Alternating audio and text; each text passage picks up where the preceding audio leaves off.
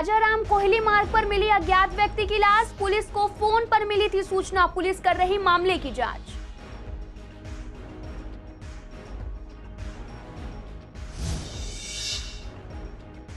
राघव चड्ढा ने press conference कर BJP पर लगाए गंभीर आरोप। दिल्ली सरकार के वकीलों की जगह अपने वकीलों को लाना चाहती है बीजेपी।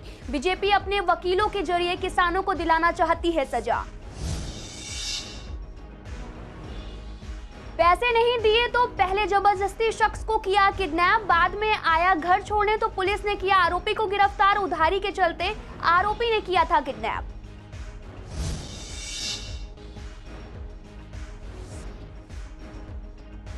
दिल्ली में एक वकील पर लगे गंभीर आरोप। धर्म परिवर्तन के साथ ही चैम्बर का इस्तेमाल करने का आरोप। दिल्ली बार काउंसिल ने रद्द की आरोपी वकील का लाइसेंस।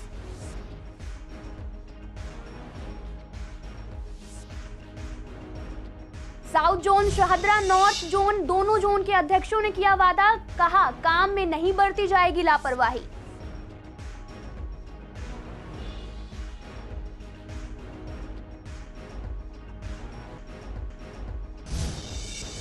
नमस्कार, मैं आपके साथ अंकिता पाल। आप सभी का पूर्वी दिल्ली खास में एक बार फिर से स्वागत है। शुरुआत करते हैं बुलेटिन की। गीता कॉलोनी के राजाराम कोहली मार्ग पर पुलिस को अज्ञात व्यक्ति की लाश पड़े होने की सूचना मिली। पुलिस जब मौके पर पहुंची तो मौके से उसको दवाइयां और कुछ रुपए पड़े मिले। पुलिस ने जब आसपास के लोगों से पूछताछ की तब पता चला कि मृतक व्यक्ति सब्जी बेचने का काम करता है और पंजाबी ढाबे के पास किराए पर रहता है। पुलिस ने जब और पूछताछ की तब स्थानीय लोगों ने बताया कि मरने वाली व्यक्ति का नाम सतीश है और जिला हरदोई का रहने वाला है। अभी 1-1.5 महीने पहले ही गांव से आया था। जब रिश्तेदारों को इसकी सूचना मिली तो मौके पर पहुंचकर शव को शिनाख्त किया। उनकी माँ है, 2 भाई हैं, उनके बच्चे हैं, बहनें हैं। अच्छा। शादी प्रवासी हो गए। अच्छा। बाकी गांव में उनकी माँ है, बच्चे हैं, भाई है। तब हमने कहा हमको शाम को मिल के आए। लड़के ने कहा पापा देख के आओ। तब हम भगे यहाँ। तो कोई शक नहीं। गाँव से भाई हैं। अच्छा, क्या पता लगा इनके बारे में? कोई पता नहीं है, मैं मंडी चला गया था। अच्छा। हाँ। आपको कब पता लगा कैसे से बॉडी मिली है? मैं बता रहा हूँ 4 बजे 4:30 बजे मंडी गया। अच्छा। तो इन्होंने कहा मुझसे कि 5 किलो आलू 1 किलो शिमला मिर्च लेते आना। अच्छा। ठीक है। और फिर मैं चला गया मंडी। वहाँ से जब आए तब यहाँ मालूम हुआ कि ये यहाँ पड़े हैं। अच्छा। यहाँ मरे पड़े। अच्छा। यहाँ पुलिस इनको अच्छा, घर में कौन कौन है इनके? यहाँ कोई नहीं घर पे। गाँव में कौन कौन है इनका? गाँव में इनकी पत्नी है। बढ़ते हैं अगली खबर की तरफ। सोमवार को आम आदमी पार्टी के विधायक और राष्ट्रीय प्रवक्ता राघव चड्ढा ने एक प्रेस कॉन्फ्रेंस आयोजित की है। इस दौरान राघव चड्ढा ने कहा कि दिन पर दिन भारतीय जनता पार्टी का किसान विरोधी चेहरा सामने आ रहा है। किसानों के खिलाफ दिल्ली पुलिस ने जो मामले दर्ज किए हैं उन मामलों में बीजेपी जो है केजरीवाल सरकार के वकीलों को हटाकर अपने वकील लाना चाहती है। इस पर जब हमारे संवाददाता अहरार ने जब वकील से बात की तो वकीलों का कहना है कि दिल्ली सरकार और बीजेपी सरकार एक बार फिर दिल्ली दंगों की तरह आमने सामने आ गई है। जैसे पहले पब्लिक प्रोसिक्यूटर को लेकर एलजी द्वारा वकील नियुक्त किए गए थे, उस तरह ही अगर इस बार भी ऐसे हालात रहे तो एलजी द्वारा ही पब्लिक प्रोसिक्यूटर चुना जाएगा। कल दिल्ली सरकार में जो विधायक है हमारे आम आदमी पार्टी के राघव चड्ढा जी ने हमारे केंद्र सरकार पर आरोप लगाया है कि किसानों के मामले में वो अपने वकीलों को नियुक्त करके मामले में सुनवाई करवाना चाहती है, जबकि उनकी मांग ये है कि जो आम आदमी पार्टी के जो सरकार है उसके जो वकील नियुक्त किए गए हैं उनके ही ज़रिए इस मामले की सुनवाई की जाए। हमारे देश के अंदर, हमारी दिल्ली के अंदर जो भी दिल्ली सरकार में वकील नियुक्त किए जाते हैं वो दिल्ली सरकार के द्वारा नियुक्त किए जाते हैं, परंतु जैसे कि दंगों के मामले में पाया गया था कि अल्टीमेटली डिसीजन ये निकल कर आया था कि जो स्पेशल प्रोसिक्यूटर नियुक्त किए जाएंगे वो एलजी की अनुमति से नियुक्त किए जाएंगे, जो कि माना जाता है कागज़ों से अलग हट के कहा जाए तो वो केंद्र सरकार के अनुसार काम करती है, तो उसको प्राथमिकता वरीयता दी जाएगी। इस मामले में भी यही है कि दिल्ली सरकार की मांग ये है कि जो हमारे आम आदमी के जो वकील नियुक्त किए गए हैं उनके द्वारा सुनवाई की जाए और एलजी का कहना यह है कि जो केंद्र सरकार के वकील जो हैं उनके द्वारा की जाए। परंतु वास्तविकता यह है कि इन मामलों की निष्पक्ष जांच के लिए निष्पक्ष रूप से एक एजेंसी बनाई जाए। बल्कि मैं कहूँगा कि जो लोग ऑलरेडी सरकारी वकील हमारे नियुक्त हैं, उनके ज़रिए ही इनकी जांच और इनकी जो कानूनी प्रक्रिया है उसको फॉलो कराया जाए, जिससे कि एक निष्पक्ष और एक सही न्याय मिल सके इन लोगों को। मामलों में कुछ परिस्थितियों में सरकार को ये पावर है कि वो अपने स्पेशल प्रोसिक्यूटर नियुक्त कर सकती है। इस मामले में भी यही है कि किसानों के मामले में आम आदमी पार्टी सरकार चाहती है कि उनके द्वारा जो इसके स्पेशल प्रोसिक्यूटर नियुक्त किए जाए, वही मामलों की सुनवाई में पुलिस का और कोर्ट का सहयोग करे और वही सच्चाई को या जो भी स्थिति है उसको सामने लेकर आए। जबकि केंद्र सरकार का कहना यह है कि उसके द्वारा जो नियुक्त किए जाएंगे स्पेशल प्रोसिक्यूटर, उनके द्वारा इस मामलों की सुनवाई और जांच को आगे बढ़ाया जाए और उसका फैसला दिया जाए।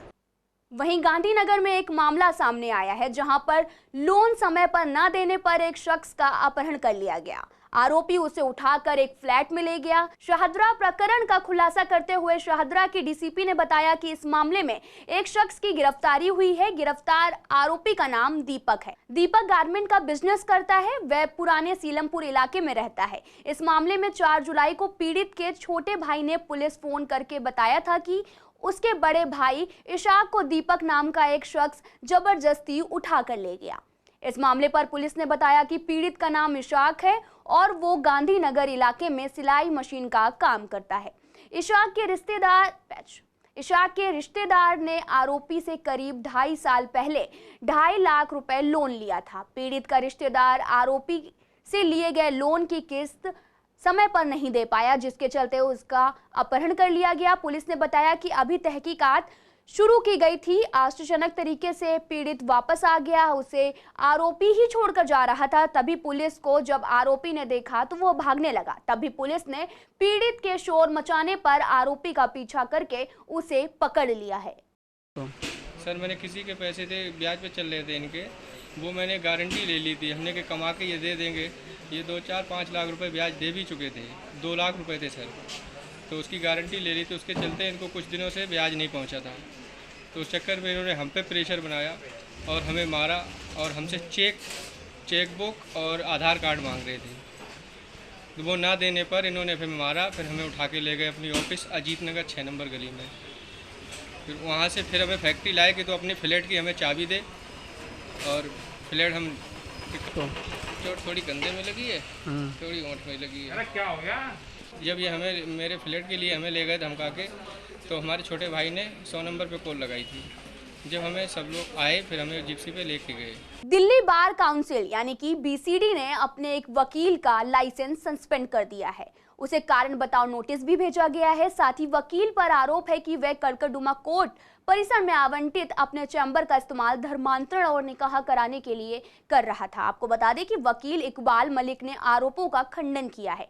बीसीडी सचिव पीयूष गुप्ता ने वकील इकबाल मलिक का नामांकन निलंबित करते हुए उन्हें कारण बताओ नोटिस जारी किया है। इसमें कहा गया है कि डीबीए को परपड़गंज निवासी सोहन सिंह तोमर नाम के एक व्यक्ति से शिकायत मिली है, जिसमें आरोप लगाया गया है कि आपके इकबाल मलिक चैम्बर का इस्तेमाल समाज विरोधी और अवैध गतिविधियों के लिए कर रहे हैं। यहां तक कि आपके चैम्बर में धर्म परिवर्तन और मुस्लिम विवाह कराया जाता है। इस मामले पर हमारे संवाददाता अहरार चौधरी ने भी कड़कड़डुमा कोर्ट प्रेसिडेंट वीके सिंह से खास बातचीत की। इकबाल मलिक यहाँ पे प्रैक्टिस करते हैं। उनका चैम्बर नंबर F322 है। वो एक मैटर आया, कोई हिंदू लड़की थी, उसका धर्मांतरण कराने वाली जो इशू चल रहा है कि उसको लड़की को वहाँ पे धर्म चेंज करा के उसकी शादी कराई गई। उसमें इकबाल मलिक की जहाँ से रोल आ रहा है, उन्होंने जो निकाहनामा था या जो डॉक्यूमेंट थे उस शादी के, उसमें उन्होंने F322 मस्जिद लिख दिया था, जबकि कायदे से चैम्बर ब्लॉक में मैरिज का यहाँ पे नहीं होती। तो मैरिज शादियाँ जो वगैरह होती हैं एडीएम ऑफिस में होती हैं या आर्य समाज मंदिर में होती हैं या स्पेशल मैरिज एक्ट के तहत होती हैं। लेकिन उन्होंने अपना जो चैम्बर नंबर F322 किया वो गलत किया।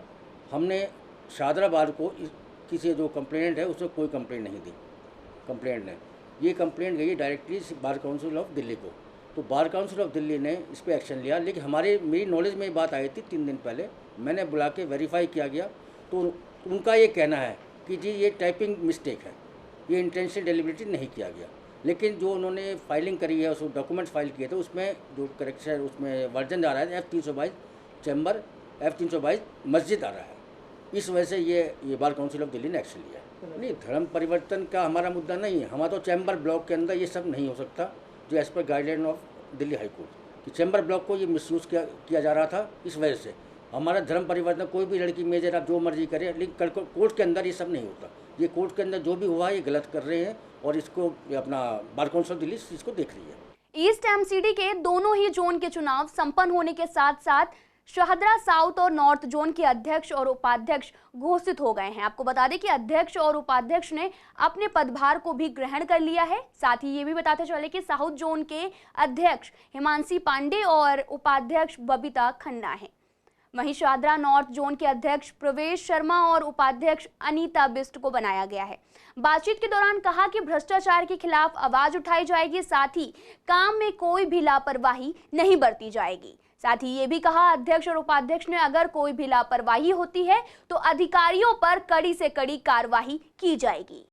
हमारे शीर्ष नेतृत्व ने मेरे पर और हिमांशी पर दिखाया है, हम दोनों ही 100% उसमें खरा उतरेंगे। और चुनावी वर्ष है,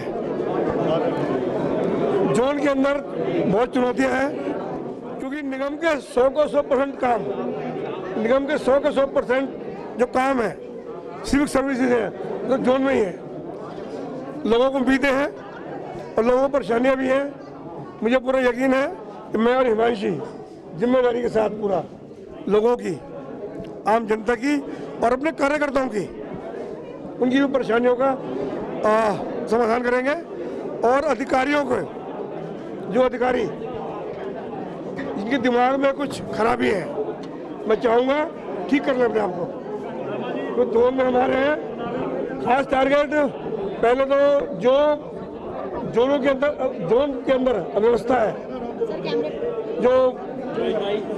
जो व्यवस्था चल रही है या कहीं भी हमारे आम जनता परेशान है या हमारे कार्यकर्ताओं का अगर कहीं भी कोई सुनवाई नहीं होगी तो मैं बड़ी जिम्मेदारी से कह रहा हूँ कि इस वर्ष के अंदर जो अधिकारी दिमाग में लिए बैठे कि हमें टाल देंगे।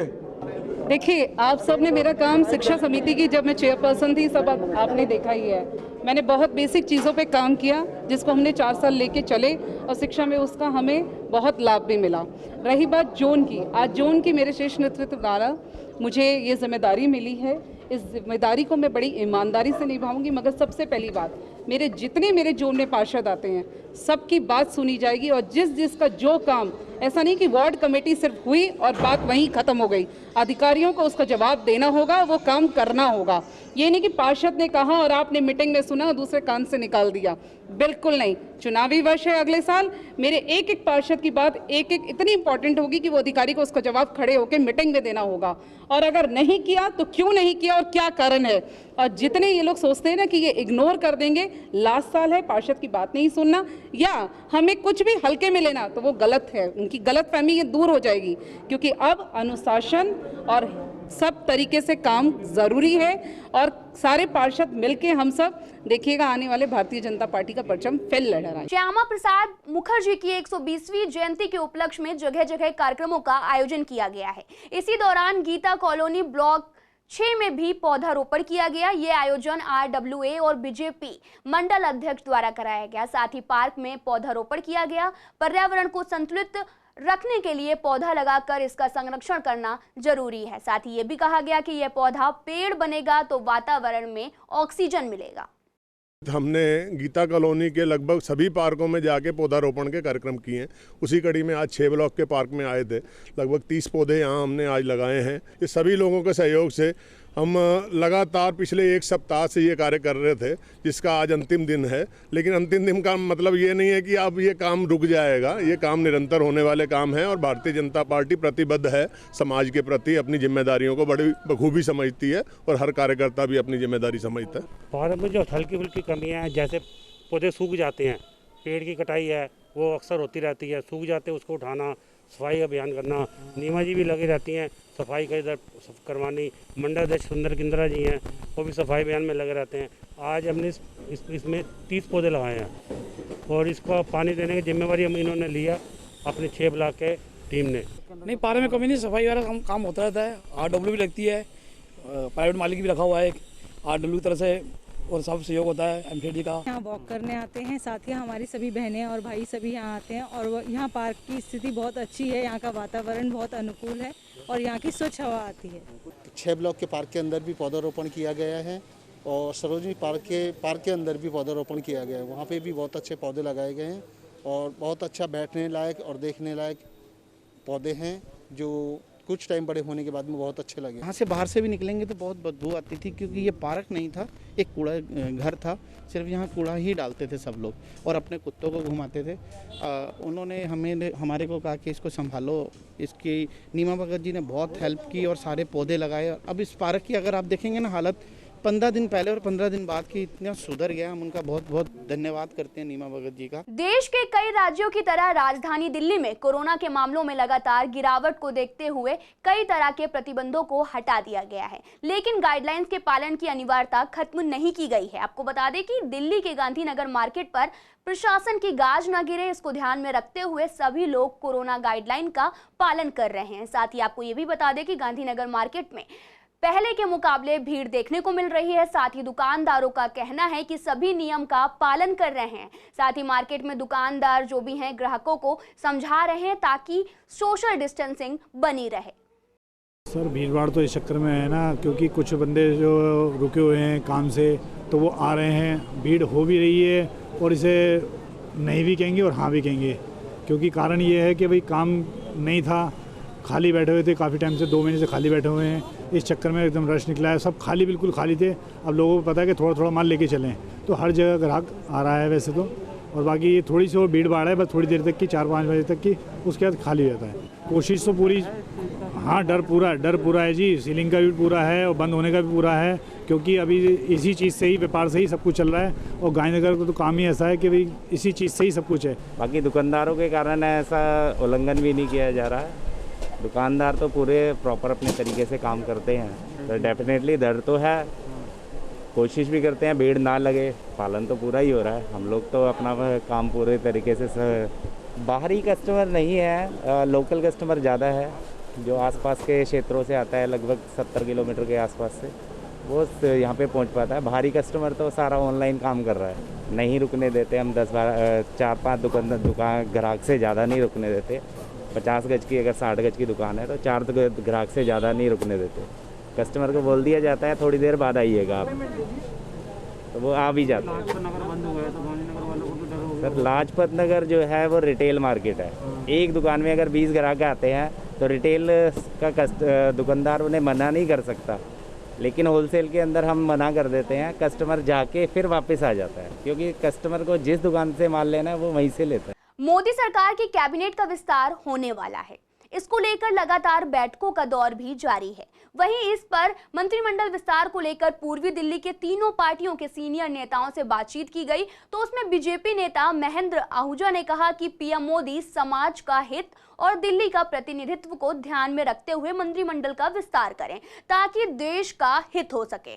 वहीं आपके एमएलए रोहित मेहरोलिया ने कहा कि बीजेपी की केंद्र सरकार किसको भी मंत्री बनाती है, किसको नहीं, बीजेपी का अंदरूनी मामला है। साथ ये भी कहा कि केजरीवाल से जनता काफी खुश है।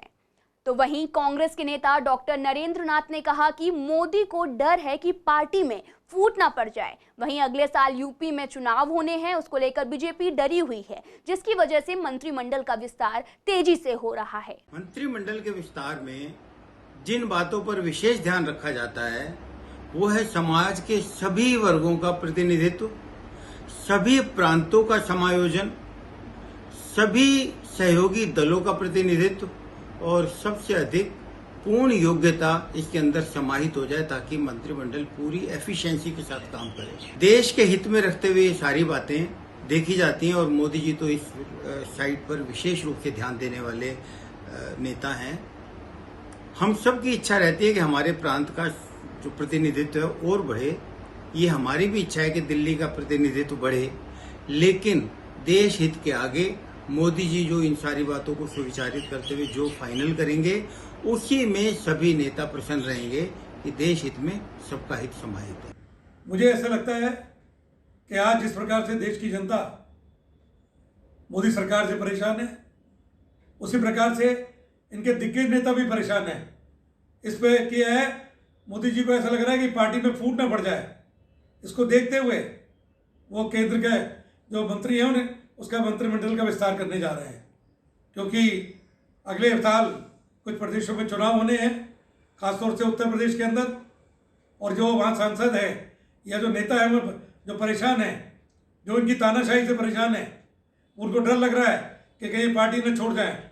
इसीलिए इसको देखते हुए वो मंत्रिमंडल का विस्तार कर रहे हैं। और जो नेता नाराज है, रुष्ट हो रहे हैं उत्तर प्रदेश के अंदर, उनको इस मंत्रिमंडल में शामिल किया जाएगा, ताकि उनको हमें जो आने वाले चुनाव हैं उत्तर प्रदेश के और जो और प्रदेशों के चुनाव हैं, उन चुनाव में किसी बात की परेशानी ना हो।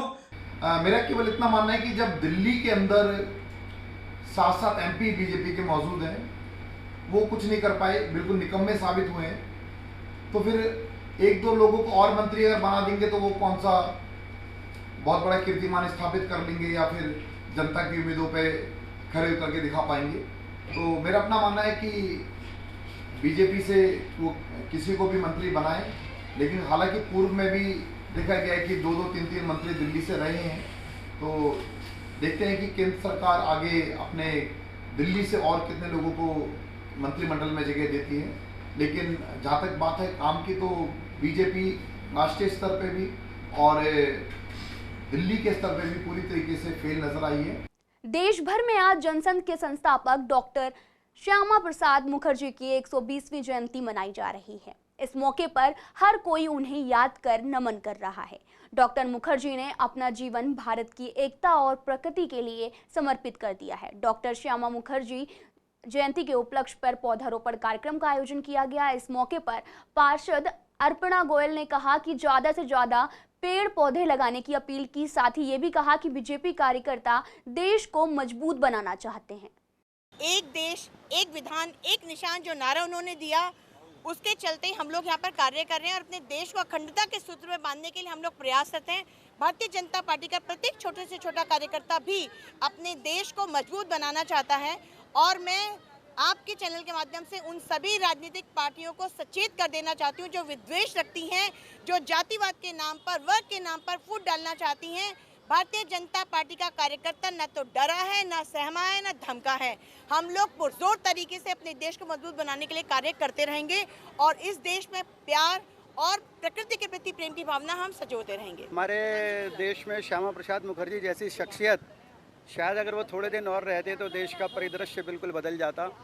जिस व्यक्ति ने एक देश, एक निशान, एक संविधान की बात की, आज 370 धारा हटने के बाद हमें बड़ी खुशी है कि हम उस अपने जो सपना हमने देखा था उसको हम पूरा कर पाए। और ये उन्हीं के संदेश की वजह से है कि आज हम यहाँ पे हरियाली का विकास कर रहे हैं, यहाँ पर पेड़ पौधे लगा रहे हैं और सारी व्यवस्थाएं हम कर रहे हैं। और इंद्रप्रस्थ विस्तार सहकारी आवास सोसाइटीज़ महासंघ का अध्यक्ष होने के नाते मुझे बड़ा गर्व है कि हमारा जो आईपी एक्सटेंशन क्षेत्र है अपने आप में बहुत हरित क्षेत्र है और हमारे यहाँ के नागरिक उसका बहुत ध्यान रखते हैं, बहुत संविधान के प्रति जागरूक हैं और पूरी तरह आप देखना, आपने देखा होगा हर जगह हरियाली है। फिलहाल पूर्वी दिल्ली खास में इतना ही। आप देखते रहिए CCN न्यूज़।